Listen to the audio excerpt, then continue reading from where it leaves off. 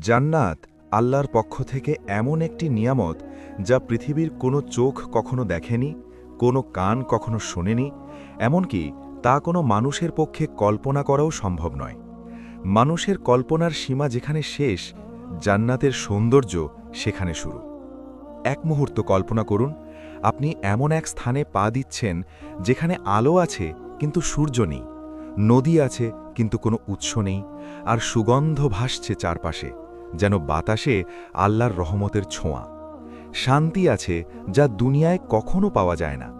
দুনিয়ায় আমরা গরম বা ঠান্ডা সহ্য করতে পারি না, কিন্তু জান্নাতে এমন এক পরিবেশ থাকবে যেখানে নেই কোনো গরম, নেই কোনো ঠান্ডা, শুধু নরম, আরামদায়ক, চিরস্থায়ী প্রশান্তি। আজকের ভিডিওতে আমরা আপনাকে নিয়ে যাব সেই অলৌকিক স্থানে, জান্নাতের মাঝে। আপনি দেখবেন কেমন সেই বাগান, নদী আর স্বর্গীয়